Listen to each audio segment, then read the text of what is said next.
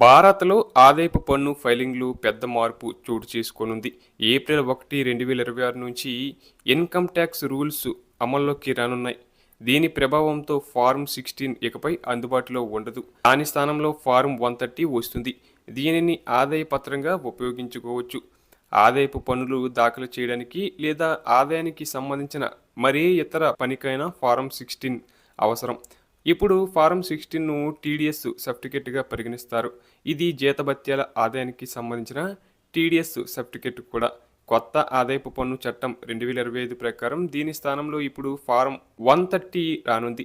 Form 16లో జీతం మినహాయించి జమ చేసిన పన్నులు తగ్గింపుల గురించి సమాచారం ఉంటుంది. ఇది టీడీఎస్ మినహాయింపుల గురించి సమాచారాన్ని కూడా అందిస్తుంది. పన్ను చట్టం ప్రకారం ఆదాయం చెల్లించి పన్ను మినహాయించిన ఆర్థిక సంవత్సరం జూన్ 15వ తేదీలోగా ఫారం 16ను దాఖలు చేయాల్సి ఉంటుంది. అదేవిధంగా ఫారం 16A అనేది అద్దె, వడ్డీ, వ్యాపార కన్సల్టెంటీ ఫీజుల వంటి జీతమేతర ఆదాయం కోసం జారీ చేసే ఒక టీడీఎస్ సర్టిఫికేట్. ఏప్రిల్ 1, 2026 నుండి దీని పేరును ఫారం 131గా మార్చనున్నారు. సంబంధిత త్రైమాసిక టీడీఎస్ స్టేట్మెంట్ జారీ చేసిన తేదీ నుండి 15 రోజుల్లోపు దీనిని జారీ చేయాలి.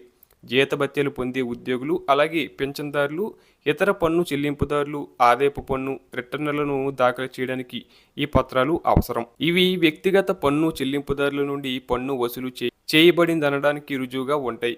అలాగే కొత్త పన్ను చట్టం ప్రకారం ఈ పత్రాల పేర్లు కూడా మారనున్నాయి. ప్రత్యేకంగా ఆదాయపు పన్ను శాఖ జారీ చేసే డాక్యుమెంట్ 26AS పేరును డాక్యుమెంట్ 168గా మార్చనున్నారు. ప్రస్తుతం డాక్యుమెంట్ 24Qగా పిలువబడుతున్న త్రైమాసిక టీడీఎస్ స్టేట్మెంట్ పేరును కొత్త ఆదాయపు పన్ను చట్టం కింద డాక్యుమెంట్ 138గా మార్చనున్నారు. ఈ మార్పులు ఇన్కమ్ ట్యాక్స్ యాక్ట్ 2025 భాగంగా వచ్చాయి. ఇవి ట్యాక్స్ ఫైలింగ్ను సులభం చేయడం, ఎర్రర్లు తగ్గించడం దీని ముఖ్య ఉద్దేశం.